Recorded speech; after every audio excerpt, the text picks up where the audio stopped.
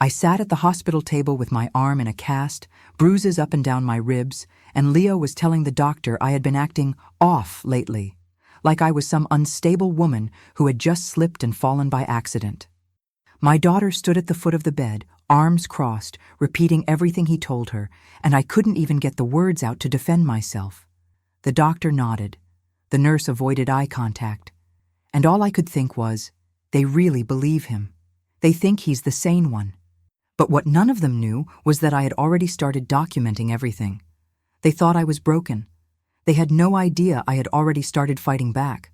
Friends, before we dive into this story, I want to ask for a small favor. If this kind of real, raw experience matters to you, please subscribe to the channel, hit the like button, and tell me in the comments where in the world you're listening from. I'd really love to hear from you. The cold stung my cheeks as I leaned against the railing, both hands wrapped around my mug of peppermint cocoa, the steam rising soft and sweet against my face. The city looked quiet from up there. Chicago always had a way of pretending to be peaceful when you were high enough above the noise. I remember feeling the weight of the day in my bones, my back aching from the brace, my mind heavy but too tired to think clearly. Christmas lights blinked from across the street, that same old couple who decked out their balcony every year, and I was just about to call Leo to come look at it when I felt both of his hands slam into my lower back. Hard, not playful, not clumsy, just force, sudden, final. My heart leapt into my throat as my whole body pitched forward. The mug flew, the snow blurred into the stars, then silence, then a sickening crack that wasn't just in my bones, it was in everything I thought I knew. I don't remember the impact so much as the sound of it, like metal folding in on itself, sharp and wrong. There was no time to scream. The cold punched the air from my lungs. I couldn't breathe. I couldn't move. I felt like my body was trying to wake up, but wouldn't. My legs weren't working, and my right arm hung strange and heavy. I opened my mouth, but only a gasp came out, one long wheeze that turned to steam. I heard footsteps above me, then the fake panic in his voice. "Valerie! Baby!" He came down fast, too fast. Not scared, not shaken, just performing. I wanted to scream, but all I could do was look up at him as he crouched over me and took my hand. His grip was too tight. He leaned in and whispered through clenched teeth, "You jumped, Val. You hear me? You jumped. They won't believe anything else." I stared at his mouth moving, and I thought, I'm not crazy. I know what you did. I know. The ride in the ambulance was a blur of lights and pain. Every bump in the road made me feel like I was being torn in half. The medic asked me my name, the date. I tried to answer, but the words came out wrong, slow, like I was underwater. Leo sat beside me, his voice calm and soft, like he was explaining something to a child. "She's been acting strange lately. Stress, you know. The holidays." I heard him say it like it was nothing, like I was just some sad woman who snapped. The medic gave him that nod, sympathy, pity. I wanted to scream that he was lying, that I didn't fall, but the pain was a wall I couldn't climb over. My wrist throbbed, my pelvis felt like it was shattered into dust, and my spine burned with every breath. I held on to one thought, just one. Stay awake. Don't let them tell your story for you. Don't let him erase you. When we got to the hospital, everything moved fast. Cold hands pulled at my coat, scissors cutting fabric, machines beeping too loud. Tubes, wires, lights in my eyes. But in the middle of it all, I kept listening. Leo was already talking to the nurse, giving her my history. Said I'd been withdrawn, forgetful, that I'd talked about giving up. I hadn't, not once. But he made it sound real, convincing, like he rehearsed it. My mouth was dry, my throat raw, and all I could do was blink hard, trying to make someone, anyone, see the fear in my eyes. They nodded as he spoke, wrote things down, and I realized he wasn't just reacting. He was controlling the story from the start. I was the crazy wife, the one who jumped, and he was the good man trying to hold his family together. That was the story he came prepared to tell. That was the lie taking root right in front of me. Later, after surgery, I woke up in a hospital room, surrounded by machines and silence. My body was wrapped in stiff white, and every inch of me hurt. I couldn't move without crying out. The morphine made everything fuzzy, but one thing cut through it: voices outside the door. Tiana, my oldest, was arguing with someone. I heard her say, "Mama wouldn't do that. She wouldn't." Then Leo's voice, calm, tired. "She's been struggling, honey. You know that." The door opened just a crack, enough for me to see Monique's face peeking in, her eyes red and confused. Nobody came to ask me what happened. They just stood out there debating whether Mama tried to kill herself. That's how fast the lie spread. That's how fast my truth got pushed aside. And I couldn't yell, couldn't sit up, couldn't prove a damn thing. I just laid there, invisible, while Leo turned my pain into his performance. The longer I laid there, the more it sank in. He wasn't going to stop. He had the story ready. He had the charm. He had the pity angle. And he had already gotten to the people I loved the most. That cold, sharp fear I felt on the balcony came back, stronger now. Not panic, not shock. Something deeper. A survival instinct I hadn't felt in years. I knew if I didn't start paying attention, if I didn't remember every detail and fight through every second of this pain, he'd win. He'd rewrite the whole thing. He'd bury the truth with my body and call it tragedy. I clenched my fingers around the thin hospital blanket and whispered to myself. He pushed me, over and over, like a prayer, like armor, like it was the only thing keeping me alive, because in that moment, it was. The wheels squeaked across the linoleum like they were announcing bad news. I opened my eyes slow, everything still stiff and sore, and the nurse barely glanced at me as she adjusted the blood pressure cuff. But what caught my eye was Leo, slouched in the corner chair like a child in trouble. His hands were covering his face, and I could hear these fake little sniffles, no real tears, just noise. The nurse asked me if I needed water, and I nodded, too tired to speak, too sore to lift my head. But when the doctor walked in, Leo jumped up like someone pressed a button. His whole act switched, concerned husband mode. "She's been off lately," he said, before the doctor even asked a question. "Forgetful, distant, just not herself, you know?" I wanted to sit up and tell them he was full of it, that I wasn't distant, I was surviving, but I couldn't move fast enough. I lay there watching him paint me like some fragile, unstable woman, a character in his story, one I didn't recognize and definitely didn't agree to be. The doctor jotted something down without looking at me. Leo kept talking. "She's had a hard year. Depression, maybe. Holidays are always tough." I could feel the blood draining from my face. He was setting me up, and they were buying it. No one asked me what I felt. No one asked what happened on that balcony. Then a second woman came in. Not in scrubs. She wore a plain gray suit and had a clipboard. "Ms. Brooks," she said calmly, "I'm a psychiatric consultant. We just want to make sure you're safe and supported." I nodded like I understood, but inside I wanted to scream. She started with questions that sounded harmless. How was I sleeping? Did I feel anxious? Had I been overwhelmed lately? But then she asked if I'd ever felt hopeless, if I'd ever had thoughts of harming myself. My heart started beating too fast, because I knew it didn't matter what the truth was. If I said yes, they'd say Leo was right. If I said no, they'd say I was hiding something. I tried to answer carefully, but I could see in her eyes she was already leaning toward a conclusion. "Have you been taking any medication for your mood recently?" she asked, flipping through the clipboard. "No," I said too fast. "I don't need that." Her pen paused. I could hear Leo breathing near the window, slow and steady, like he was waiting for the scene to land just right.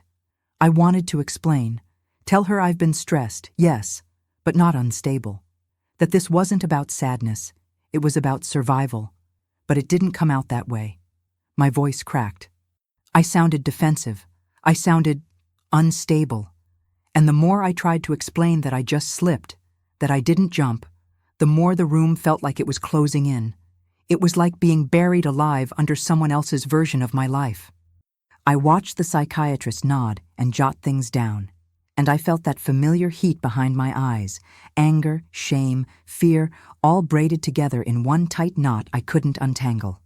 Then Tiana walked in, my oldest, my baby girl. She stood at the foot of the bed with her arms crossed, staring at me like I was someone else. I could tell Leo had already been in her ear. Her face was tight, controlled, but her eyes were scared. "Mama," she said slowly, like she was approaching a wounded animal. "Daddy said you've been feeling not like yourself." I couldn't breathe. Not from the pain this time, but from the betrayal. "I slipped," I whispered. "I didn't try to," but she cut me off. "Why didn't you tell us you were hurting?" Her voice broke on the last word. And right there, I knew. He got to her. Maybe not all the way, but enough to plant the doubt. I wanted to reach for her, but my body wouldn't move. And even if it could, I didn't know if she'd take my hand. I just turned my face to the side and stared at the wall. I didn't want her to see me cry. The room finally cleared out, one by one. The nurse took the vitals cart. The psychiatrist gave me a bland smile and said someone would follow up. Tiana kissed my forehead, but didn't say anything else. Leo lingered the longest, looking at me like he was checking whether I'd stay quiet. "Rest, baby," he said, with that same fake tenderness he used with the nurses. "We're all worried about you." Then he left, and I was alone. The silence was heavy, like it had weight. I stared up at the ceiling tiles, counting them just to keep from falling apart. Then I made a promise to myself. Right there. Quiet, steady, without drama. I was going to remember every word he said, every look, every lie. Because if I let this go, if I let him keep talking over me, then I'd disappear. And I'm not disappearing for a man who tried to kill me. He wanted to erase me, replace me with some sad version of a wife he could explain away. But I'm still here.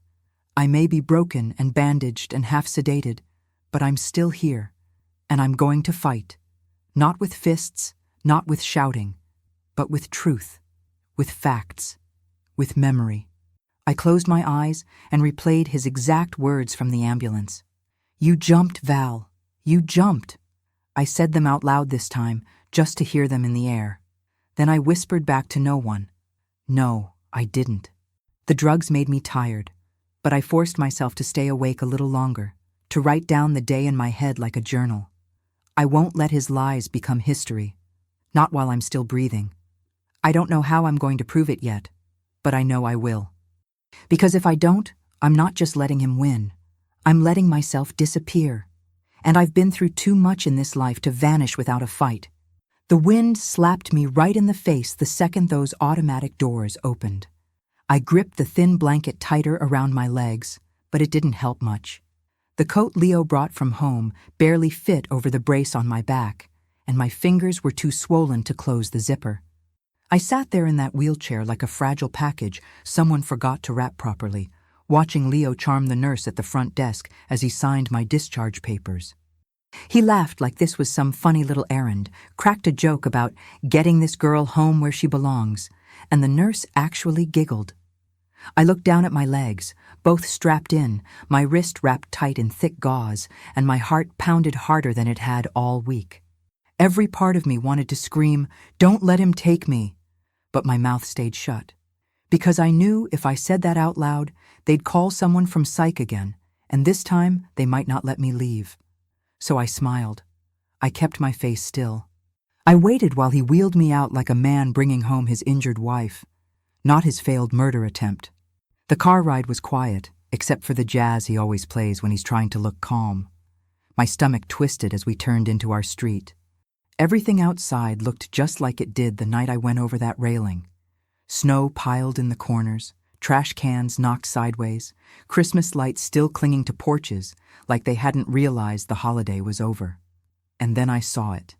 Our building, 12 floors up. My throat went dry. I couldn't stop my eyes from going straight to that balcony.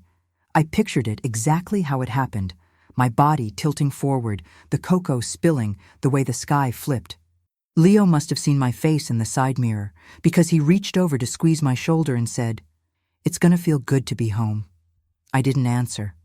I just focused on breathing, slow and shallow.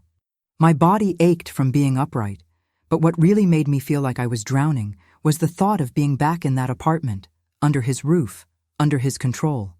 When he pushed me through the front door, everything smelled the same: lemon cleaner and that old wood polish he uses too much on the cabinets.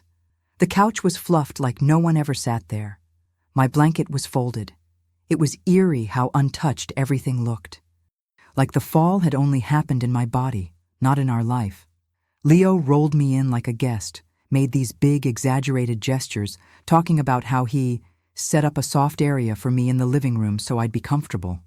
"I got your favorite soup, baby. That broccoli cheddar stuff you like. And I got your meds all lined up by time, look." He smiled as he showed me the little plastic pill organizer, but I caught the way his eyes lingered on the bottles, like he was counting, like he was checking what was left. My skin went cold. When he walked into the kitchen to heat up the soup, I let my eyes scan the room. Nothing felt safe, not even the air. But I knew I couldn't show that. I nodded, said, "Thank you," and held the spoon steady when he brought me the food. I didn't swallow much. Later, he stepped out to take a phone call. He always lowers his voice when he doesn't want me to hear, but he never thinks about reflections. I caught the glow of his phone screen in the black TV, saw his fingers move, saw the code 0923. My birthday. I stared at it, repeating it in my head until I had it memorized. I didn't even think about why. I just knew it might matter. When he came back in, he acted like everything was normal again.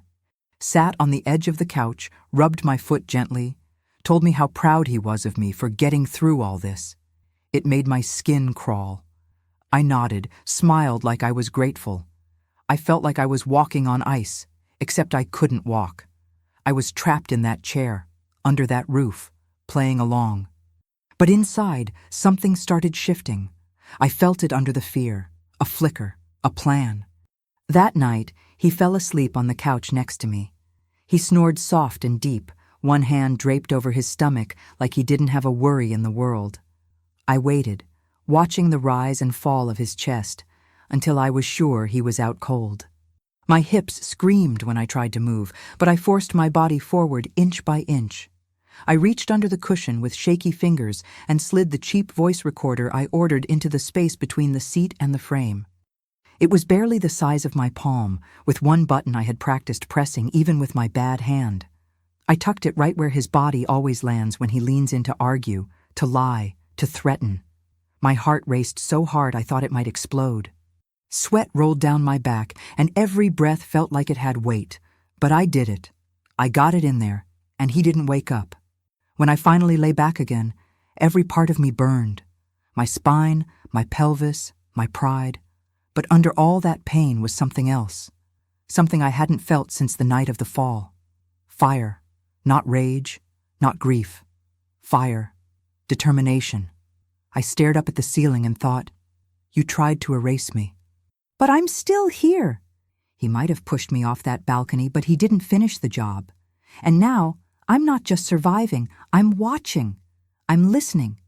And I'm going to catch him in his own words. Because if I'm going to stay alive in this house, I'm going to need more than pain. I'm going to need proof, and I'm going to get it. One lie at a time. The spoon clinked quietly against the side of the bowl while I scrolled, pretending to be deep into a peach cobbler recipe I had no intention of baking. Leo had left his phone charging on the counter, like always, never thinking I could do much with it. He forgot I'd memorized the passcode. My wrist ached as I held it steady, still tender and swollen, but I pushed past the pain and opened his banking app. I didn't even know what I was hoping to find. Maybe I just needed proof that I wasn't crazy. But the moment the screen loaded, my heart jumped. The first thing I saw was a purchase at a high-end jewelry store, one I'd never stepped foot in. Then a charge for a hotel in Indianapolis. Then another. Transfers of money every few days to an unfamiliar checking account. It didn't look like a one-time mistake. It looked like routine, like a second life. My thumb trembled as I dug deeper, breathing shallow, every nerve on fire. The noise of the refrigerator hum faded behind the noise in my head. This wasn't some secret gambling habit. This was intentional. This was someone who had plans. I switched over to his email, still moving slow, careful not to trigger anything that might alert him. He'd labeled the folder insurance stuff, but the first email was a contract for a condo lease in Indianapolis. My gut twisted. I tapped open a string of messages, and there she was. Selfies. Pouty lips. Gold hoop earrings. I zoomed in, squinting. My heart sank straight into my stomach when I realized who she was. Kayla, my goddaughter's best friend. That girl had been in my house, sat at my table, called me Miss Val with her bright voice and fake lashes. I stared at the screen, hands sweating, stomach churning, eyes burning. She looked half my age and twice as comfortable in his arms. I set the phone down fast, afraid I might drop it or throw it. My throat went dry. This wasn't just infidelity. This was betrayal on every level. My body wanted to scream, but I stayed still.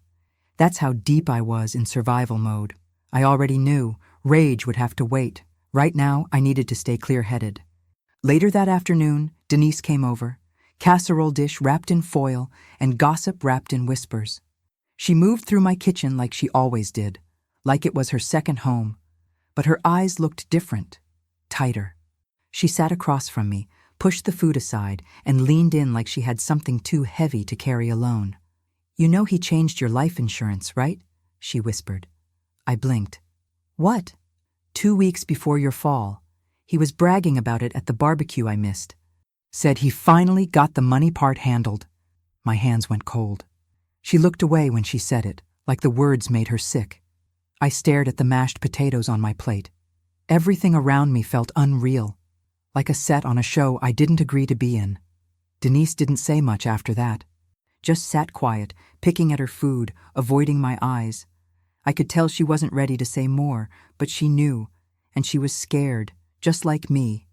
I waited until she left before I let myself fall apart. I locked the bedroom door and lay back on the pillows, every muscle screaming, but I didn't care. I felt like my heart had been scraped out of my chest and stomped flat. I couldn't stop replaying Kayla's face. I couldn't stop hearing Denise say bragging, and I couldn't stop wondering who else in my family had heard him and said nothing. My mouth tasted sour with shame, not because I didn't see it, but because I loved him anyway, for years, for decades. I trusted him with my life, literally. And he used that trust to try to kill me. This wasn't about cheating anymore. This wasn't about lies. This was about a man who made a plan, picked the moment, and threw me off a balcony to collect. I rubbed my chest like I could dig the weight out, but it didn't move. It sat there heavy, ugly, permanent. The part of me that once hoped he'd feel guilty or tell the truth was gone. That night, I barely ate. I pushed food around on my plate while Leo went on about work drama like we were some regular married couple. He laughed at his own joke, wiped his mouth, then asked if I needed another pain pill. I said no. I watched the way he looked at the bottle again, just a glance. But I saw it. That's when I knew I couldn't let my guard down. Not for a second. I excused myself early, said I was tired, and made my way to bed on my own. Every movement hurt, but I didn't ask for help. I didn't want his hands anywhere near me. I lay awake for hours, staring at the ceiling, feeling something new forming under my skin. I wasn't crying anymore. I wasn't frozen. I was thinking, mapping, sorting pieces of a puzzle I didn't even know existed until now. If he thought I was weak, if he thought I was done, he was wrong. He might have cracked me open, but I was still breathing. And breathing meant I had time to build something back. By the time the sun came up, I hadn't slept. But I wasn't scared the same way anymore. I knew what I was dealing with now. Not just a broken marriage, not just a betrayal, a setup, calculated, cold. I thought about the emails, the girl, the condo, the insurance, and I knew. It wasn't just me against Leo. It might be me against more than I could count. Family, friends, people who loved his version of me more than they loved the real me. But I didn't care. Because now I had the beginning of what I needed. The cracks were showing. He wasn't as careful as he thought. And I was done pretending. He tried to destroy me, but he forgot one thing. He taught me how to be quiet, how to watch, and how to wait. And now I was going to use every ounce of that against him. I pressed my palms into the crutch handles so hard my fingers went numb as I hobbled through the sliding doors of the police station. The floor was slick with melted snow, and the cold draft from outside cut through my coat and straight into my bones. Every step made my pelvis throb, but I kept moving until I reached the glass window marked "Reports." A young officer with a buzz cut sat behind it, typing like the keyboard owed him money. When he finally glanced up, I forced my voice to stay steady. "My husband pushed me off our balcony," I said. "On Christmas Eve." The words sounded too plain compared to the violence behind them. He blinked once, then looked back at his screen. "You sure you didn't slip?" he asked, barely bothering to shape the question. My stomach tightened, but I repeated myself. "He pushed me." Saying it that plainly made me feel exposed, like I'd dropped a piece of myself onto the counter and was waiting to see if he'd hand it back or step on it. He leaned back in his chair and frowned like I'd handed him a form with the wrong date on it. "Why didn't you report this earlier?" he asked. "You've been in the hospital, right? Did you tell them?" I clenched my jaw. "I tried," I said. Nobody listened. He nodded slowly, the kind of nod people give when they're not convinced. "Been under any stress lately? Work problems? Family issues?" Then he hit me with it. "You ever taken meds for depression or anxiety?" It felt like he slapped me. Hard. I wanted to ask if he would say the same thing to a man standing there on crutches, but the words stuck in my throat. He tapped his pen on the counter, waiting. I finally said, "I'm here because he tried to kill me." My voice shook. He didn't look moved, just bored. I could feel Leo's story, his perfect little portrait of me as unstable, hanging in the air between us, already doing damage before I even opened my mouth. When I tried explaining about the insurance changes, the money transfers, the condo in Indianapolis, the officer let out this long, annoyed sigh. "Ma'am, this sounds like a complicated marital situation," he said, like he was reading off a script. "Maybe talk to a lawyer, maybe a counselor." I stared at him, not sure if I wanted to scream or cry or just collapse. My pelvis ached so badly I had to shift my weight to keep from groaning. "I'm telling you, he tried to murder me," I repeated. Louder this time. He didn't even flinch. Placed my statement into the neat little box he wanted it to fit in and slid it far away from anything criminal. I felt heat crawl up my neck, humiliation, frustration, that horrible sense that the more I spoke, the less I existed. I finally said thank you, though I didn't mean it, and turned to leave before my voice cracked wide open and made me look like the exact, unstable woman he already assumed I was. I pushed the door open with my good hip and nearly ran straight into someone. A stack of files wobbled and a woman's hand shot out to steady me by the arm. I looked up into the eyes of a black woman in a plain gray suit. She had the look of someone who didn't miss much. "You okay?" she asked. I shook my head, embarrassed, still stinging from the officer's dismissal. She glanced at my crutches, at my face, at the door I was trying to escape through. "What were you here for?" she asked quietly, like she already sensed there was more under the surface. Something in me cracked open a little. "My husband pushed me," I whispered, "off our balcony."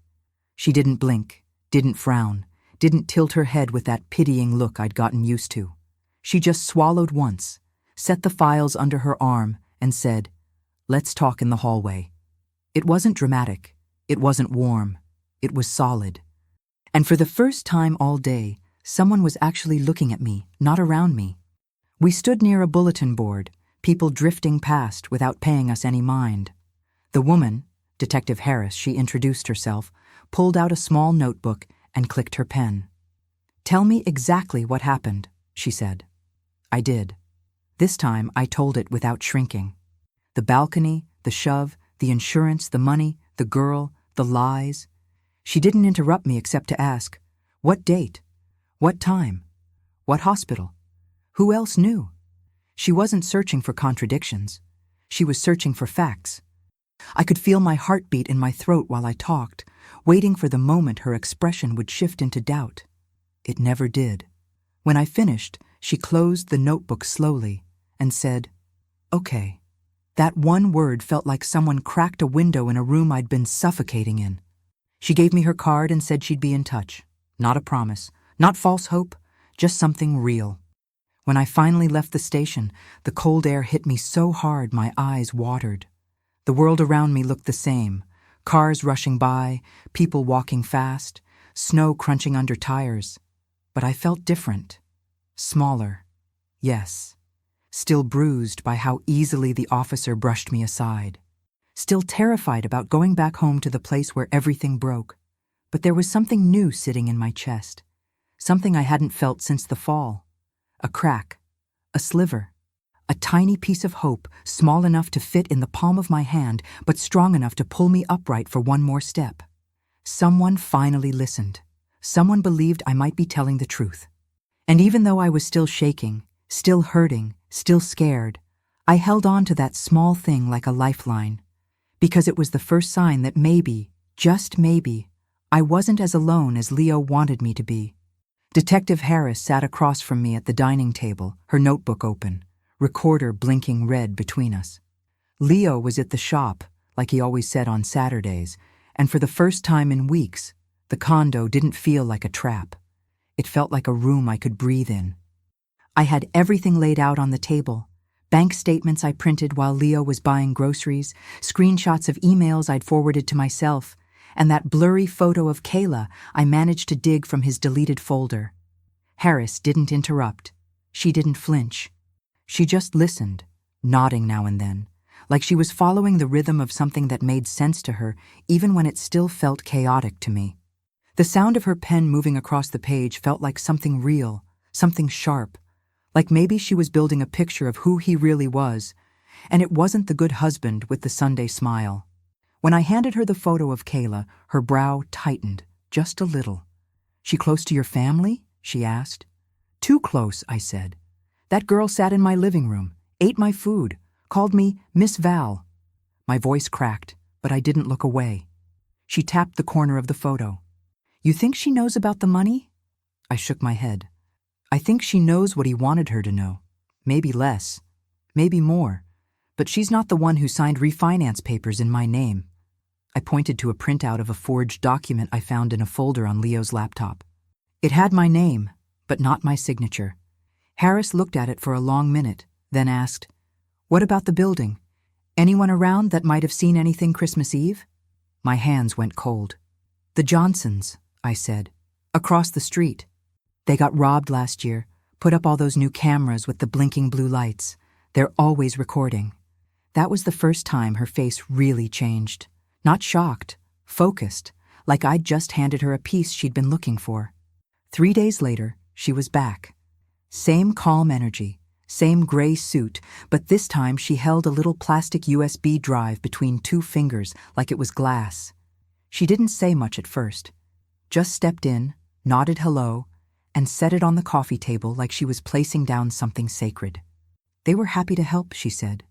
"Cameras picked up the side of your balcony." My mouth went dry. I didn't ask to see it. I just stared at the USB while my heart banged in my chest like a fist on a locked door. "You're in the footage," she said gently. "He steps out behind you. Then, the movement. Then you're gone." I wanted to throw up. I wanted to scream. But all I could do was sit there with my hands curled in my lap, breathing in short bursts. She wasn't trying to scare me. She was confirming what I already knew, what I'd felt in my bones. What Leo kept telling me didn't happen. "I can't show it to you yet," she said, voice low. "Chain of custody, legal process, all that. But it's clear." I nodded. I couldn't speak. It felt like my body wasn't mine again, like everything was too big and too real to fit inside my skin. She sat with me a few more minutes, going over names, dates, details. Asked for the name of the notary on the refinance form. Asked if I knew the agent on the insurance paperwork. I gave her everything. Every name I'd held in my head like pins on a map. Every number. Every tiny detail. For the first time, I felt like those pieces I'd collected weren't just random scraps. They were part of a structure. And Harris could see the shape of it. She was building something with me. And I wasn't just a victim anymore. I was part of the case. A key piece. Maybe even the beginning of the end for him. After she left, I sat in silence for a long time. The place felt colder, but not empty. I stared at the little USB drive on the table, untouched. I could still hear her words in my ear. He steps out behind you. That sentence felt like someone peeled the skin back from a wound I'd been pretending wasn't there. I closed my eyes and pictured the angle, the balcony, my mug in my hand, his shadow, my fall, my body hitting the bushes like a bag of broken bones.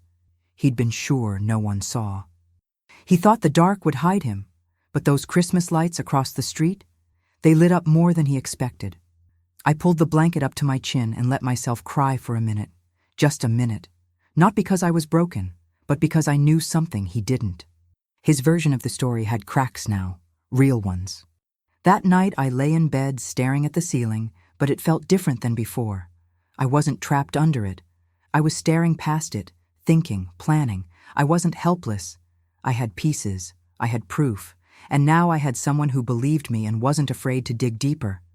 I could still feel the weight of Leo's voice, his lies, his pressure.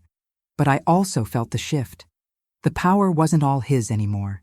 That tiny blinking light on the recorder, that USB drive on the table, those documents I'd copied and stored. They weren't just bits of survival anymore. They were evidence. I still had a long road ahead, and I knew he'd try to twist whatever he could. But tonight, for the first time, I didn't feel like I was drowning. I felt like I was standing up, slow and shaky, but standing just the same. I had my legs stretched out on the sofa, blanket draped over my lap, acting like I was invested in the game show flashing across the screen. The volume was low enough to catch his words, but high enough to seem like I wasn't listening. Leo paced just a few feet behind me, his phone pressed to his ear, voice tight. "No, I told you already," he snapped. "She hasn't said a damn thing. But we need to make sure Marcus keeps his mouth shut. You hear me?" My eyes stayed glued to the TV, but my pulse thundered in my ears. He kept pacing, voice rising. "Just do what we talked about. Clean up the invoices, dump the rest. No more texts." I moved my thumb slowly, pressing the volume button up by one notch, not because I cared who won the trivia round, but to hide the faint red blink of the recorder under the couch cushion. The thing had been running since early afternoon. I didn't know what I'd get, but what I just heard was more than I expected.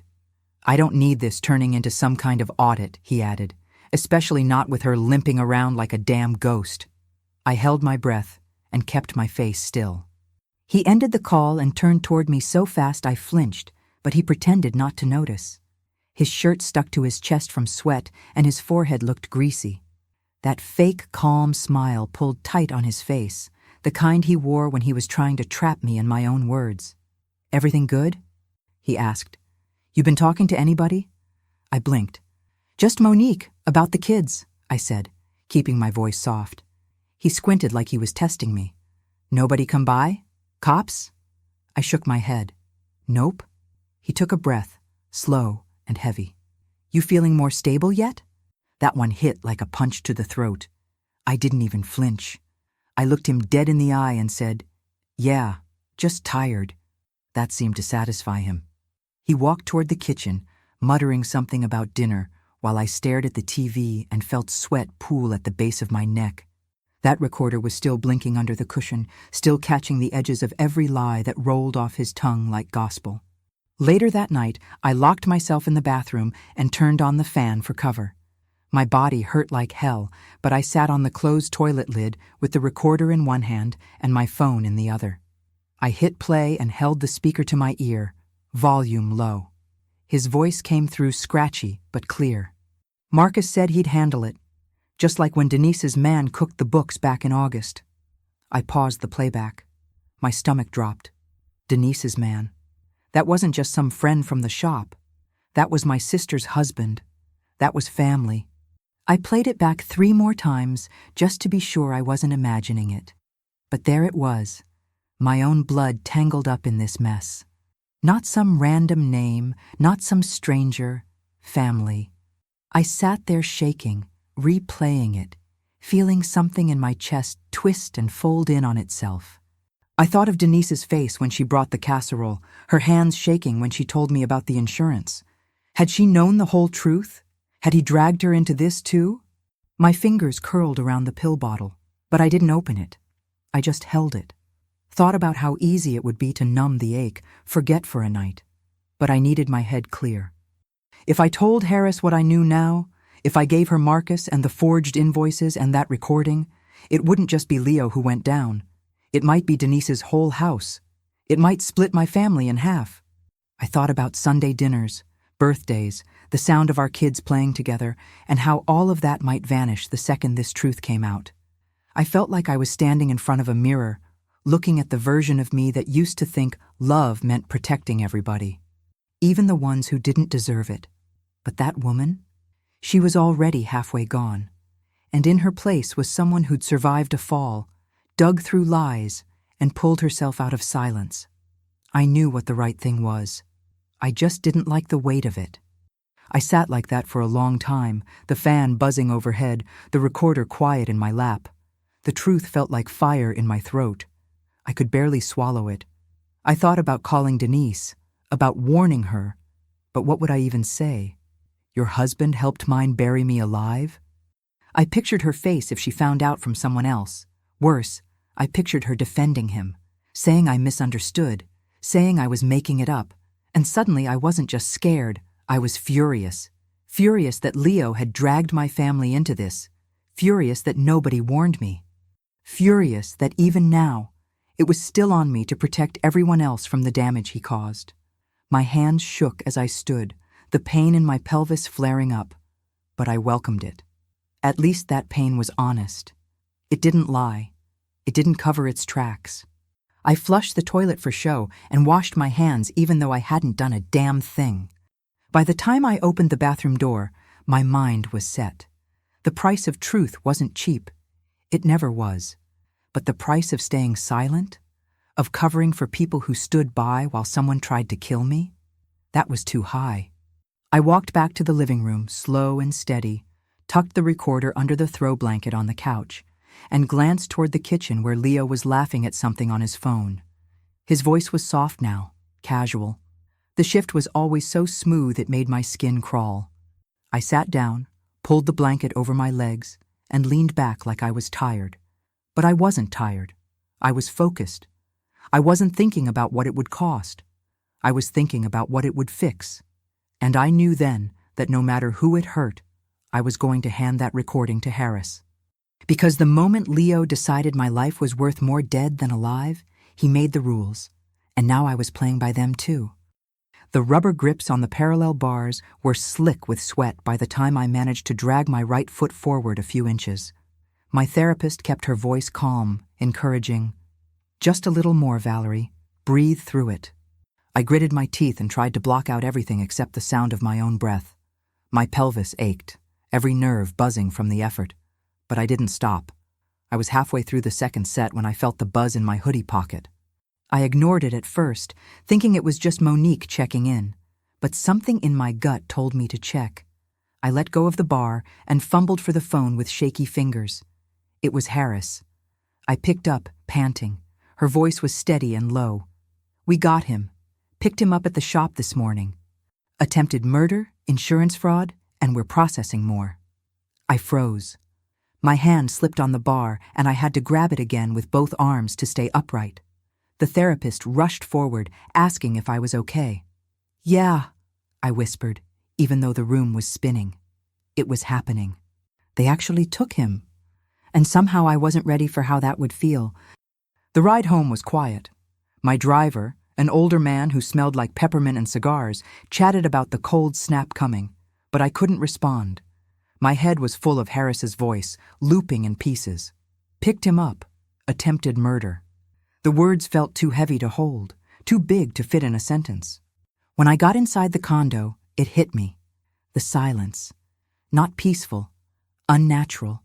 The kind of quiet that hangs in the air after something violent has passed through. Leo's coat wasn't on the hook. His mug wasn't in the sink. No sports on TV.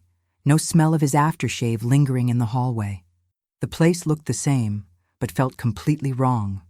I wheeled myself to the living room and sat there for a long time, staring at the blank screen of the television. The couch cushion where he used to sit seemed to sag differently. The room didn't hum with his energy anymore. But it didn't feel free yet either. Just empty. Like a hole had been carved in the middle of the floor and no one had figured out what to do with it. I didn't have long to sit in it.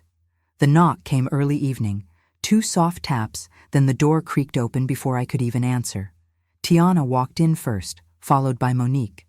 Both of them had that look, the one kids get when they know something's wrong but don't know how deep the damage runs. Tiana's eyes darted around the room like she was checking for signs of disaster. Monique went straight for the arm of the couch and sat down without a word. "What happened?" Tiana asked. Her tone wasn't soft. It was the voice she used when things didn't make sense. I told them, slowly, steadily, about the insurance, the mistress, the camera footage, the recordings, everything. My voice shook, but I didn't stop. I could see their faces change as I spoke. Tiana's eyes went hard, jaw tight. She crossed her arms. "So you just went to the cops behind our backs?" she snapped. "You couldn't tell us first?" My chest tightened. "Would you have believed me?" I asked. Silence. Monique reached for my arm, rubbed it gently. "I'm listening," she said. That was enough to keep me from breaking. Tiana stood up and paced the living room, anger radiating off her like heat. "You should have told us. You made this a public mess," she said. I stayed quiet for a second, then looked her dead in the eye. "Your father tried to kill me." The words landed heavy in the room. She flinched like I'd slapped her. "That's not the man I know," she said, voice shaking. "Maybe not, but it's the man I married," I said. She didn't reply, just stood there, arms wrapped around herself like she was cold. Monique kept her hand on my arm. She hadn't spoken much, but her presence meant more than any words. I knew they were both reeling. I knew what I was asking them to accept was too big to process in one visit. But I also knew this wasn't a story I could water down. I wasn't giving them the half-truth version. They deserved the truth, even if it broke things wide open, even if it meant they saw their father through different eyes. I wasn't doing this to ruin anything. I was doing it to survive. After they left, the house went back to that thick silence. I sat there for a long time, staring at the space where Tiana had stood, wondering if she'd ever come back. I couldn't blame her for struggling. I'd lived with Leo for 30 years, and I didn't see it coming either. Not like this. Betrayal warps everything. It twists memory. It makes you question yourself, your past, your instincts. But the truth was the truth, no matter how sharp it cut. And now it was out in the open, exposed to light. I looked around the condo again. The walls still held his paint choices. The furniture still had his fingerprints. But the weight of him was gone. The tension, the watchfulness, the constant adjusting of myself to make sure I didn't set him off. Even with the grief that sat heavy in my chest, I could feel something else slowly pushing through. Space. The kind that comes after a storm. Not peace yet, but space.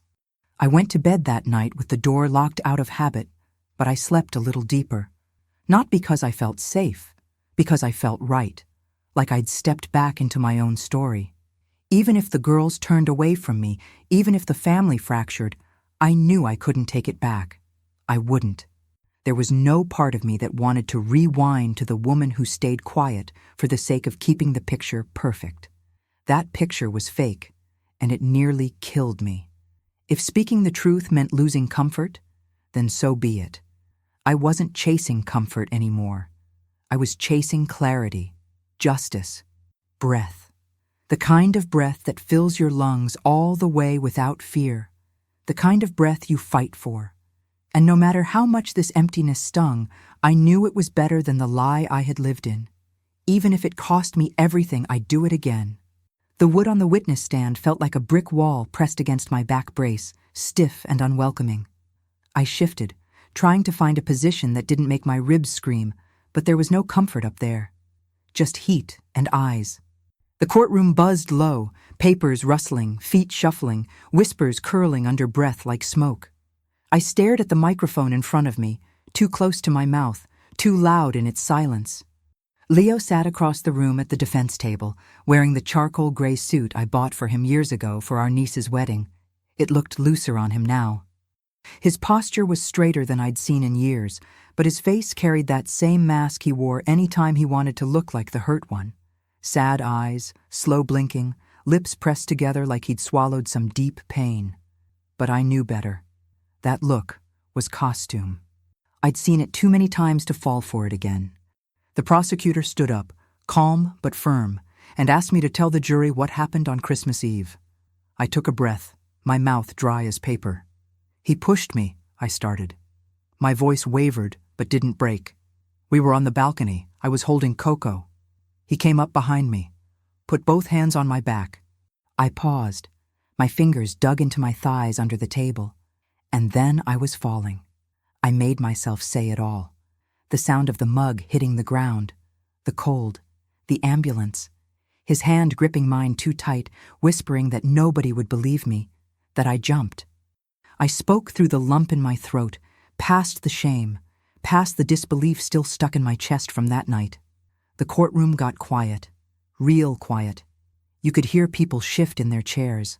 I looked out at the jurors. Some leaned in. One woman had her hand to her chest. They were listening. Finally, when they played the security footage, I didn't watch the screen. I'd seen enough. I watched the jurors instead.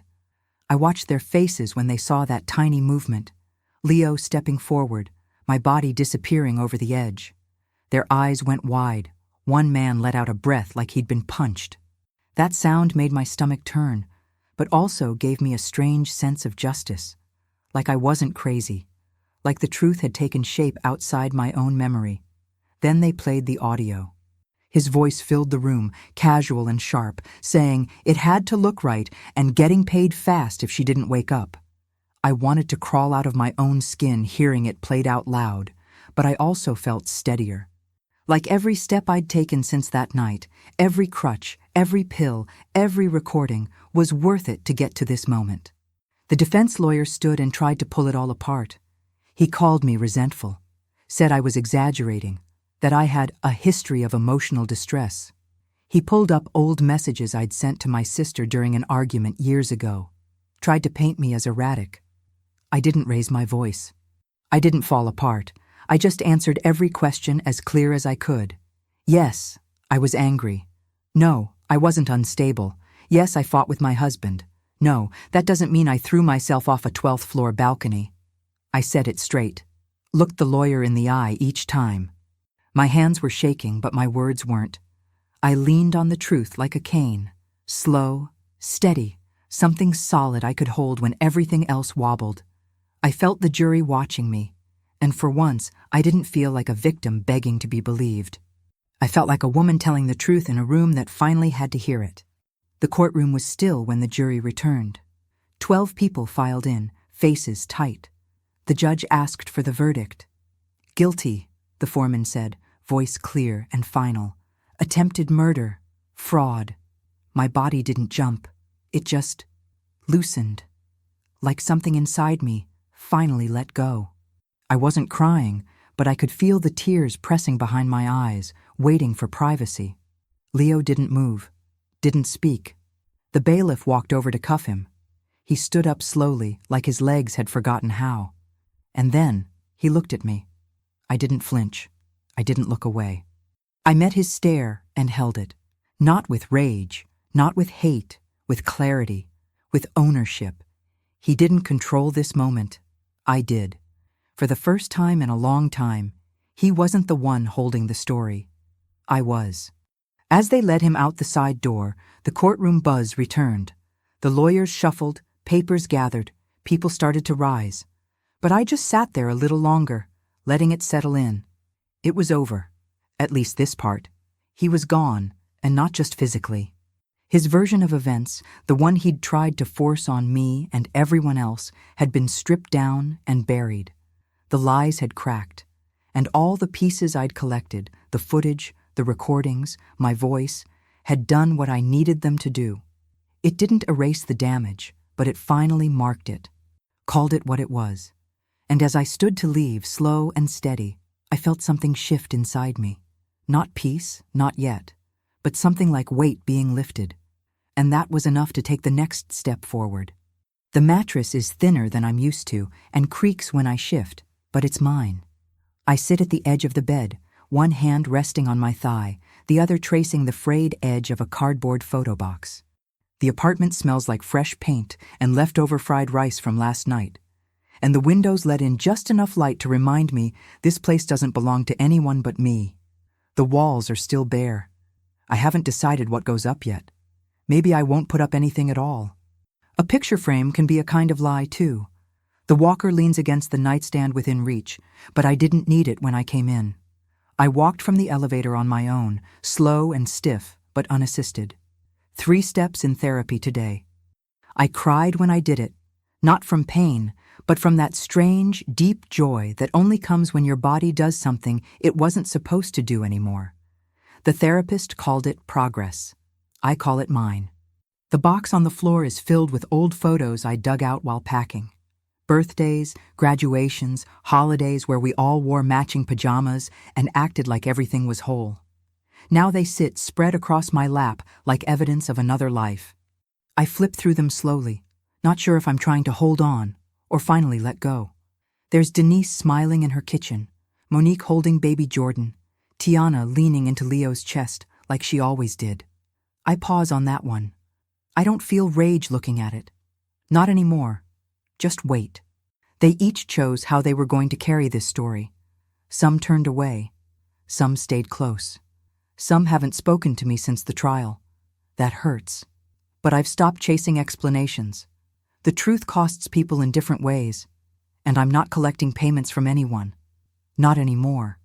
My phone buzzes. A message from Monique. Can me and the kids come this weekend? I smile without thinking. I already bought coloring books just in case. Before I can type a reply, another one lights up the screen. Tiana. Just one line. Saw a photo of him in orange. I'm still processing. I stare at it for a long time. I don't push. I don't ask for more. I just type, I'm here when you're ready. Then I put the phone down and let the quiet return. There's a peace to not needing anything from anyone in that moment. No permission, no apology, no defense. I sip some tea, just plain ginger, no cocoa this time, and let the steam rise into my face. Cocoa feels like a memory I don't need to recreate. Tea is enough. Bitterness and heat, honest, simple, mine. I step out onto the balcony, second floor, nothing high, nothing dramatic. Just 2 stories up and facing a narrow stretch of sidewalk and traffic in the distance. It's not beautiful, but it's steady.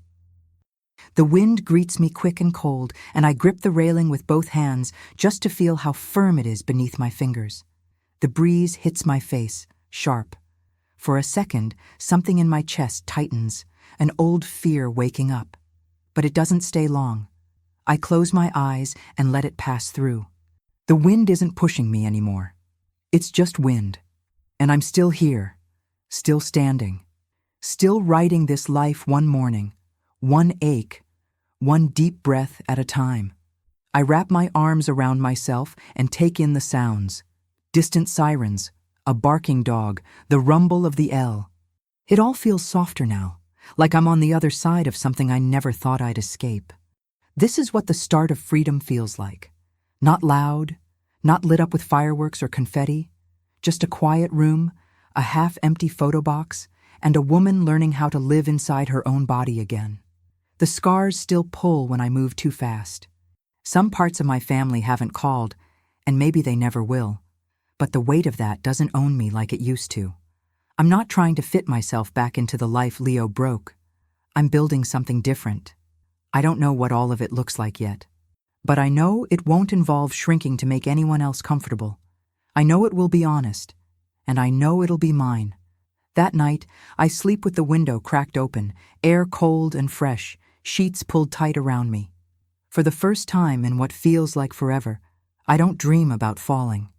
I just sleep. If you've made it this far, thank you from the bottom of my heart for hearing my story. I'd love to know where you're watching from. Drop your city or country in the comments so we can feel a little closer in this big world. If this story moved you, please give the video a like and subscribe to the channel. It helps more than you know. There are more true stories like mine here, from people who've been through the unthinkable and found a way forward. With love and respect, always.